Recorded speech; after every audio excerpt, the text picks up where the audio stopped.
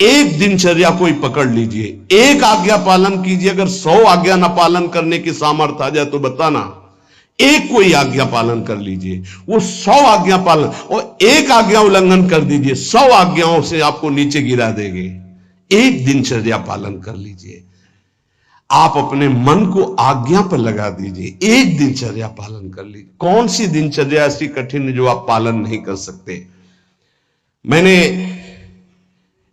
एक यूरोप का आदमी था, वो बहुत अमीर था। वो मरते समय घर वालों को कहा कि मैं एक वसीयत लिखा है, वो मुझे पढ़ने को मिली उस दिन। पूज्य नारायण स्वामी जी कह रहे हैं, उसमें कोई रुपया पैसा की वसीयत नहीं थी। उसने एक बहुत मोटे अक्षरों में शब्द पूरा खाली, पूरी डायरी खाली, केवल एक शब्द, और कहा मैं ये वसीयत आप लोगों को लिखकर, time is money in the world. सही शब्द है कि गलत है? वर्ड होगा, हाँ, क्योंकि ज्यादा पढ़े लिखे। Time is money in the world, दुनिया में सबसे बड़ी संपत्ति समय है। दुनिया में सबसे बड़ी संपत्ति समय है। जब से मैंने ये पढ़ा तो इस दास ने समय की सदैव कद्र की है, हर समय को सार्थक किया है। या निरर्थक करने में समय की सार्थकता समझ रहे हैं। निरर्थक सोना, निरर्थक बातें करना, बिना भजन के जो सेकंड गया व्यर्थ गया। बहुत सुंदर बात है। जिसने समय की कीमत पहचान ली वो सबसे बड़ा संपत्तिवान। Time is money in the world, संसार में समय ही सबसे बड़ी संपत्ति है। समय की सदुपयोग वृत्ति, राधा राधा राधा राधा, इसको पाबंदी में बांधिए, तुम्हारा लोक परलोक दोनों सुधर जाएगा। समय को एक, इस समय ये, इस समय ये, इस समय ये, इस समय ये। परसों जब इसी का सत्संग हुआ था तो ये हुआ था कि यदि आपने किसी को 5 बजे का समय दिया तो 5 मिनट पहले पहुंच जाइए। यह साधक का लक्षण होता है। अगर 3:30 बजे से वाणी पाठ होता है तो आपको यहां 3, सवा 3 बजे ही उपस्थित हो जाना चाहिए। आप सर्वांतर्यामी भगवान के द्वारा दिया हुआ दिव्य मानव देह और दिव्य सत्संग और इसको दिव्य बनाने का अवसर खो मत। नहीं, ये सोने के लिए नहीं, ये व्यर्थ के लिए नहीं, ये मुंह दिखी करने के लिए नहीं है, ये अंता से पालन करने के लिए है।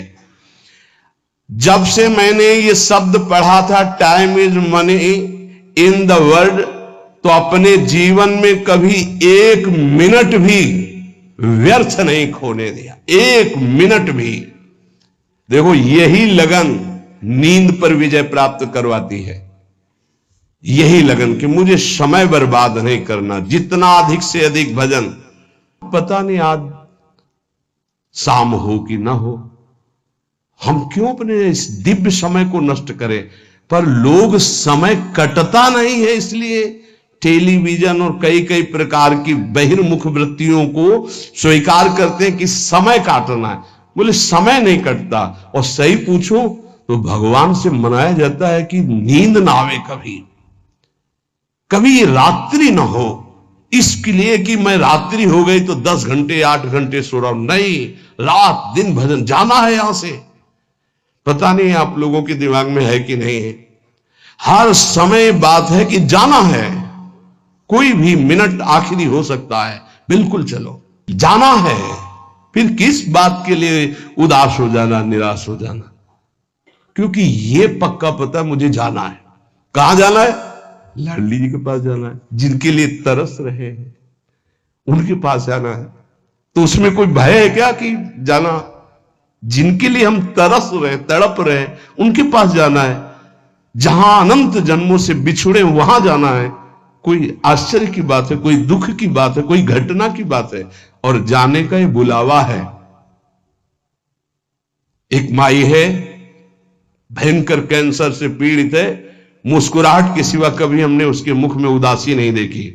जब प्रणाम करके बाद, बहुत कृपा है लाडली जी की, बहुत कृपा है गुरु जी की। यह जीवन है। आपके अंदर अगर थोड़ी देर सोचो कि कैंसर की रिपोर्ट आ गई, अब कैसा लगेगा? कैसा लगेगा? तो भगवान ने हमें क्या दिया है? थोड़ी देर आंख बंद करके सोचो, यदि तुम्हारी आंखें ज्योति रहित हो जाए तो कैसा लगेगा? घबराहट पैदा हो जाएगी। आप देखो, अभी आंख बंद करो, सोचो अगर ये सदा सदा के लिए ऐसी हो गई तो भगवान ने कितनी कृपा दी। तुम सुन सकते हो, बोल सकते हो, देख सकते हो, सूंघ सकते हो, चल सकते हो, अभी स्वस्थ हो। समय की कदर करो, नहीं ये समय निकला चला जा रहा है, ये वापस नहीं आने वाला। और स्थिति ऐसी बना लो कि हर स्थिति में तुम्हारा मंजीरा बजने से रुके ना। पक्का जब भीषण कष्ट की स्थिति थी तब भी कहते थे व्हील चेयर में बैठा लो, हमारा नियम है इस समय बाहर निकलकर 4 चक्कर लगाना, आप लगाओ चक्कर। नहीं, ऐसे नहीं बैठा लिए, हमारा नियम, और जो नियम है उठाओ हमको, टांग के ले चलो, हमारा शरीर का संस्कार करो, वैसा चलो टाइम बाय टाइम। ये क्यों हुआ?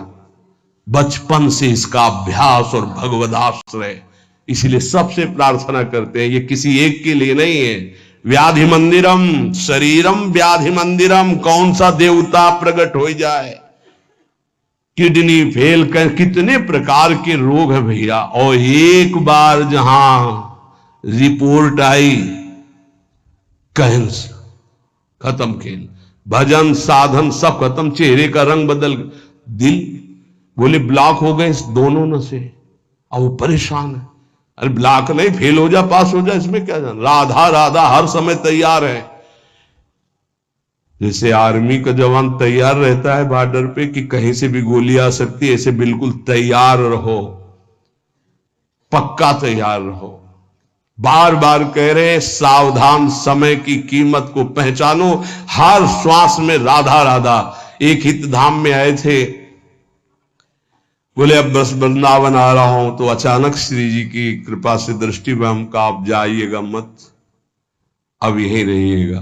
बोले नहीं, अभी कुछ बेचने को रह गया, बेच करके बस फटाक से आया। उनका पता नहीं भगवान की क्या लीला है, हमारा मन कह रहा है मत जाइए। बोल नहीं महाराज, अभी जब कई महीना नहीं आए तो परिचय के जो आते थे पूछा, तो उन्होंने बताया उनका एक्सीडेंट हो गया, कई जगह से उनके अंग टूट चुके हैं वैसे। फिर जब आए थे तो एम्बुलेंस में आए थे कई महीने बाद, तो रो रहे थे। भगवान प्रारब्ध टालना चाहते थे पर प्रारब्ध प्रबल हो गया, आप आज्ञा पर महत्व नहीं दिए, और वो ऐसी परिस्थिति अब कभी नहीं आ सकती। बड़े स्वस्थ और चलते फिरते, सूचना मिली कैंसर, 2 महीने में हालत खराब, पर वो तो समर्पित थे, तो यहां वेदांत हॉस्पिटल में आके धाम बेसरी। कुछ भरोसा नहीं इसका, जो बहुत अकड़ के चल रहे हैं और लंबा समय इतना कमा के रख दें कि 7 पीढ़ियां तक खाती चले जाएं, बड़ा व्यवस्था के ऊपर व्यवस्था। ये नहीं सोच रहे यहां से जाने की तैयारी हम क्या कर रहे हैं। नारायण स्वामी जी कहते हैं, गोस्वामी तुलसीदास जी महाराज के दोहे हम अपने जीवन में सामने रखा है, आप भी सुन लीजिए। सत्य वचन आधीनता परतीय मातु समान, इतने में हरि ना मिले तो तुलसीदास जवान। मैं इस बात की गारंटी लेता हूं कि यदि आप वाणी से सत्य बोलेंगे और भगवान की अधीनता और पराई माता बहनों के मात्र दृष्टि से, तो तुम्हें भगवान मिल जाएंगे पक्का। इतने में ना मिले तो इसकी जमानत मैं लेता हूं, गारंटी मैं लेता हूं, निश्चित भगवान मिलेंगे। मैंने बहुत इस दोहे को सामने रखा है, सत्य वचन और भगवान की आधीनता और परती मात समान, इतने में हरि ना मिले तो तुलसीदास जमान। आधीनता का साधन एकमात्र भगवान का दृढ़ भरोसा। जब मैं गोमती नदी के किनारे भजन किया, नारायण की आज्ञा से, अलग अलग आज्ञा होती जाती थी भगवान की, तो वहां से चाहे वो हिंदू हो, चाहे वो मुसलमान हो, चाहे ईसाई हो, कोई भी निकले, हमको सबको नारायण दिखाई दे, सब में नारायण दिखाई देते, सबकी चरण रज माथे पे लगाता, सबकी चरण रज माथे पे लगा। अगर कोई इस साधन को कर ले तो बहुत जल्दी देहाभिमान गलित हो जाए। पूज्य राधा बाबा जी ने भी वर्णन किया कि मुझे और किसी से द्वेष नहीं था, अंग्रेजों से द्वेष था, क्योंकि इन्होंने जब हमारे देश पर अधिकार किया तो बहुत अत्याचार किया। उसमें पूज्य बाबा भी देश स्वतंत्रता के उसमें जेल में गए थे, तो उन्होंने देखा था कैसे भारतवासियों के साथ बर्ताव होता है। बूटों में कीलें गड़ी हुई थी, बाबा के जीवन चरित्र में पढ़ा तो जो उनके सामने सर न झुकाता, गिरा के छाती की पसुरियों पर ऐसे कूदते और बड़ी बुरी दशा से उसको मारते थे। बाबा का भी, बाबा ने जब पीछे से आ रहा था अधिकारी तो बाबा ने सर नहीं झुकाया कि चाहे मार डाले मैं इसके विदेशी के आगे सर नहीं झुकाऊंगा। तो बस पीछे वाले ने कहा झुका दो, उन्होंने कहा नहीं कटवा सकता हूं, झुका नहीं सकता। राधा बाबा बड़े जिद्दी स्वभाव के थे। इतने में जो ही नंबर बाबा का आया वो सामने आने वाला था तो ऑफिस में कुछ ऐसा बड़ाम से हुआ, क्या हुआ क्या हुआ, भगा तो उस दिन, फिर दूसरे दिन ट्रांसफर हो गया दूसरी जेल। तो बाबा को बहुत घृणा थी, गोरा देखते ही अंदर से उनको जलन पैदा हो जाती कि हमारे हिंदुस्तानियों पर इतना अत्याचार करने वाले ये। अंदर से आया कि भगवान की प्राप्ति करनी तो अजात शत्रुता आनी चाहिए, ये ठीक नहीं। तो गंगा के किनारे घाट पे बैठ जाते और जब कोई जैसे अंग्रेज निकलता तो चरण धूलि माथे पे लगाते, वो कोई पैसा चढ़ा देता तो छोड़ के चल देते। तो एक दिन जब भगवान ने देखा कि अंग्रेजों के प्रति घृणा खत्म हो गई तो एक अंग्रेज आया और बाबा की जो भद्र करवाई हुई सर थूक दिया होगा। तो उनका गोरे ठाकुर अब ले, अब ईर्ष्या आपसे या द्वेष आपसे या घृणा नफरत नहीं हो सकती, आप ही हो। बस अंदर से वृत्ति गायब हो गई और हुआ काम हो गया, अब मुझे इसकी जरूरत नहीं। तो यहां एक कह रहे कि दास ये कहता है कि यदि सबके प्रति, देखो महापुरुषों के वचन है, यहां अगर परम पद में आरूढ़ होना है, भगवत प्राप्ति करनी है तो सर्वान वस्तुतया निरीक्ष परम स्वाराध्य बुद्धिर्मम। बहुत कठिन बात है। नारायण नारायण। एक बार दास से कोई बिगड़ा तो दास ने सर झुका दिया और कहा पादुका उतारो और इस पर प्रहार करो। फिर भी हे नाथ आपसे द्वेष नहीं हो सकता। कैसे कोई इन महापुरुषों को समझे। पैर का जूता निकालो और सिर को खूब पीटो, ये सिर भी आपका है, नाथ आप ही हो। ये स्थिति है, ये स्थिति है, नाथ आप ही हो। आज तक परिस्त्री को आंख उठाकर कभी काम भाव से नहीं देखा। क्या महापुरुषों ने करुणा करी कि अपनी स्थिति बताई।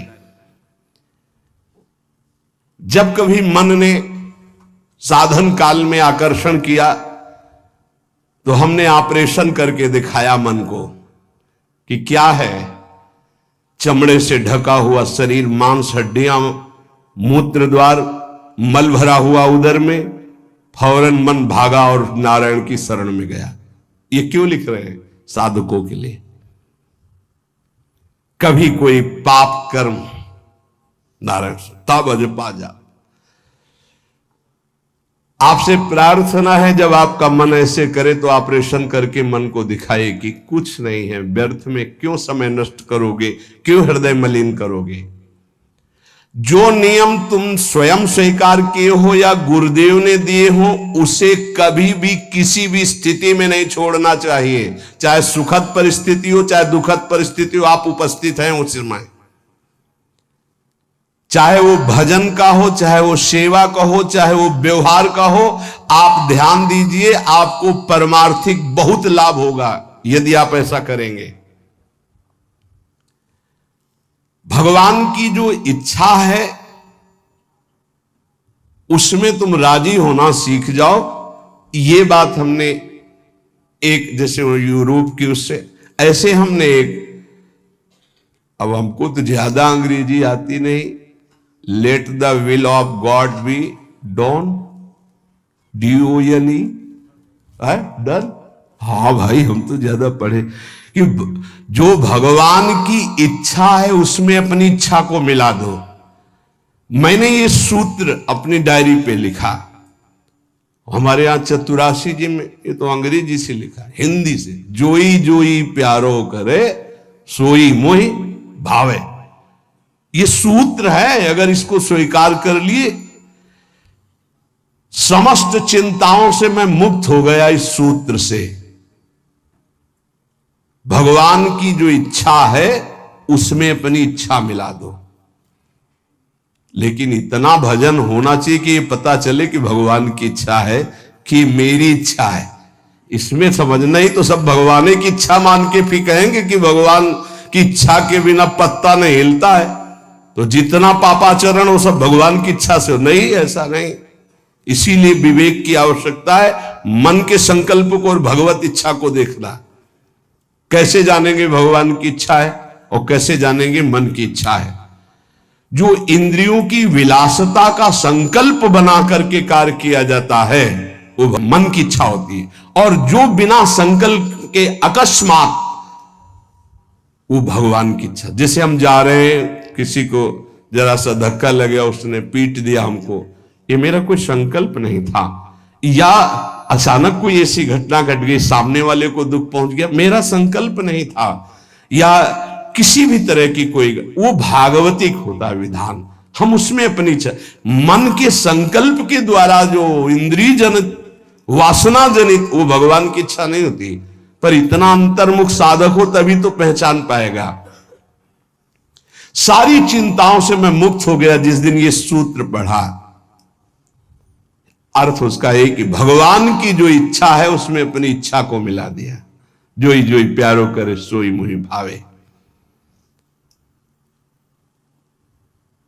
इस दास ने देखा कि जब अपनी इच्छा भगवान की इच्छा में मिला दिया तो चराचर जगत से हमें कृपा प्राप्त होने लगी।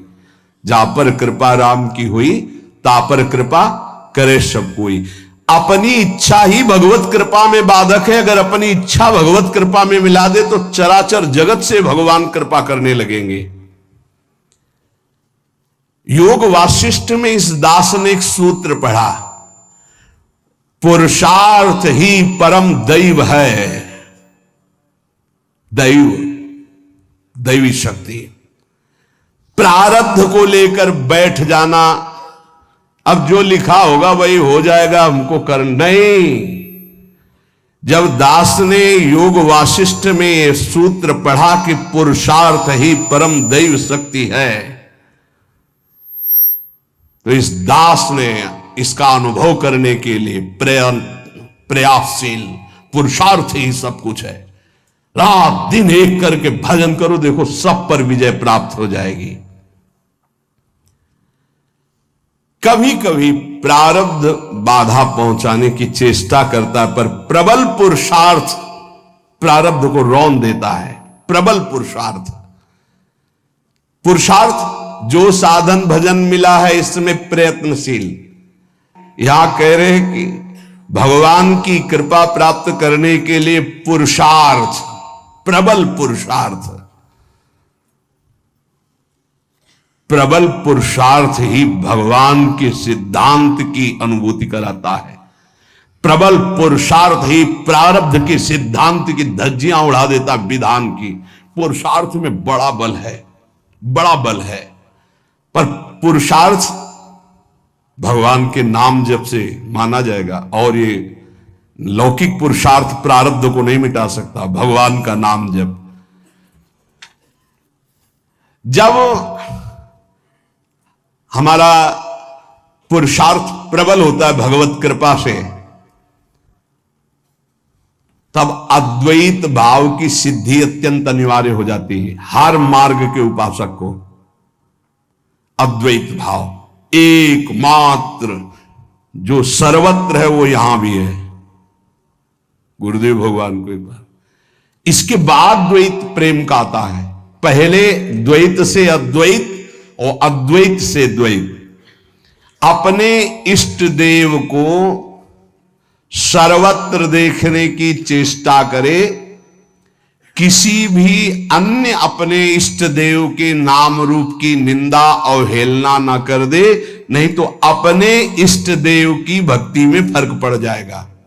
जैसे परिक्रमा लगा रहे हैं, रास्ते में हनुमान जी का मंदिर है, आरती हो रही है, अरे क्या हनुमान जी, हम तो नहीं, महाभागवत है।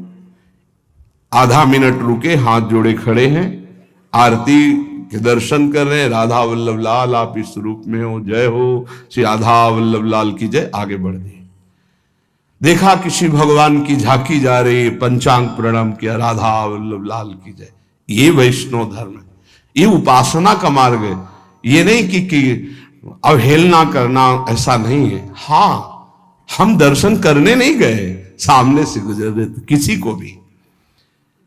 ये अपने स्वामी नारायण की कृपा से जाना, इस मर्यादा को सदैव उपासक सुरक्षित रखे। कोई भी भगवान की सवारी जा रहे, कोई भी भक्त जा रहे, सबकी चरण धूल में नमस्कार। एक और साधन अजपा जाप के लिए आवश्यक है, अगर आप कर सके तो अमावस्या और पूर्णिमा के दिन उपवास करना सीख ले। अमावस्या नारायण स्वामी जी का अपना अनुभव, हम ये व्रत रूप में नहीं कह रहे, ये हम भजन बढ़ाने के लिए कह रहे हैं। ये दत्तात्रेय महाराज जी के ग्रंथ में मैंने पाया था, उसी दिन से हमने शुरू कर दिया। नारायण स्वामी उसे अच्छा है, एक दिन अगर उपवास रहेगा तो आंतों को थोड़ा अवसर भी मिल जाएगा। पूर्णिमा और अमावस्या के दिन उपवास का देख लो, अगर ऐसा लगे तो ठीक है, नहीं तो थोड़ा प्रसाद पाके। गृहस्थ में अगर पूर्णिमा अमावस्या के दिन किसी तीर्थ धाम या कहीं भी जाए तो किसी का भी दिया हुआ कुछ ना खाए, क्योंकि उस दिन का प्रतिग्रह बहुत बड़ा प्रतिग्रह माना जाता है। ये जो हलवा पूड़ी बिटता है ना, वो खाते हुए रास्ते में चलते हुए मना है। अगर वास्तविक पुण्य कमाने तीर्थ यात्रा या धर्म क्षेत्रों में जाते हैं, गृहस्थी में। दास को ये जब दत्तात्रेय जी की वाणी से पता चला तो जीवन भर के लिए नियम ले लिया कि पूर्णिमा और अमावस्या को भोजन ही नहीं करना। तो मुझे ये लगता है कि उपासक को भजन के लिए अनिवार्य है ऐसा करना। त्याग और संतोष, ये साधु का तो धन होता है, साधक का तो धन होता है। ज्ञान और भजन ये उसका फल होता है। हर समय भजन और ये ज्ञान है कि सर्वत्र मेरे प्रभु। त्याग ये स्वभाव में बैठा होता है, संतोष ये स्वभाव में बैठा होता है। ये जो मूर्ति पूजा की अवहेलना करते, इन लोगों की बात मत सुनना। मैं स्वयं अपने भगवान नारायण की कृपा से अनुभव किया है कि मूर्ति पूजा से बहुत जल्दी भगवान प्रसन्न होते हैं। इस दास का अनुभव भी है नारायण की आज्ञा से। सेवा करते समय मन बहुत जल्दी इष्ट में आसक्त हो जाता है। अन्य समय भागेगा लेकिन सेवा में आसक्त हो जाएगा, क्योंकि मन की एकाग्रता सेव्य घसीट लेते हैं। साध इसको खिलवाड़ न समझे जो प्रभु की सेवा हो रही। दास को जब नारायण ने आदेश किया तो इसमें बहुत सुख मिला। भक्ति ईश्वर प्राप्ति में समर्थ है, पर यह ज्ञान अत्यंत आवश्यक होना चाहिए। जब सर्वत्र भगवान है तो मूर्ति में भगवान क्यों नहीं? ये जो लोग खंडन मंडन करते हैं, यह अधूरा ज्ञान है। मेरे ख्याल से अधूरे ज्ञान से परमार्थ में काम नहीं चलता है। जैसे एक टांग से चलना बड़ा कठिन होता है, ऐसे ही कि वो निराकार है इतना ही मान लेने से नहीं होगा। जैसे दो टांगों से आराम से चला जाता है तो वो निराकार भी है, वो साकार भी है, वो साकार भी है और निराकार है, दोनों की उपासना हम करते हैं। जैसे साकार रूप में ये कर रहे हैं, निराकार रूप में सब अंतर्यामी रूप में भगवान सबके हृदय में विराजमान है। काम क्रोध लोभ मोह के दमन का साधन जो गृहस्थी में समझते हैं कि बड़ा कठिन है, ऐसा ना समझें।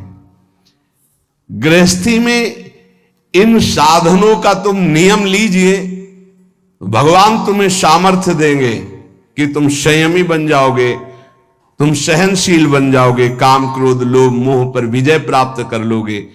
पर जो विरक्त जन है उनको तो कोई भी गुंजाइश इस विषय में नहीं है। इसलिए जिससे यहां का कड़ा शासन है कि आप परिवार से संभाषण नहीं कर सकते बिना आज्ञा के, वो भी आज्ञा होगी तो आप कुछ क्षण बैठिए यहां राधा के कुंज में बैठकर ही बात, उसका मतलब कोई वैर नहीं है, आपके राग के नाश की बात है। आपका राग नष्ट हो जाए, खत्म खेल। गुरु की कृपा से ही सब साधन की जानकारी होती, सब साधन चलने का उत्साह होता और सब साधन की पूर्णता भी होती। सदा अंतर में गुरुदेव भगवान बैठ करके साधन की प्रेरणा करते हैं, कराते हैं और सफलता प्राप्त कराते हैं। इसीलिए कहा कि व्यक्ति कभी गुरु नहीं हो सकता और गुरु कभी व्यक्ति नहीं हो सकता। वैसे मेरा हृदय तो बहुत कठोर है, नारायण स्वामी जी कहते हैं, पर पता नहीं कैसे रिझाए माखन चोर की आकर के मेरे हृदय को माखन बना दिया। भगवत कृपा से, गुरुदेव नारायण की कृपा से दयालु श्री कृष्ण के चरणारविंद में चित्तवृत्ति अर्पित हो चुकी है। ये आखिरी उतार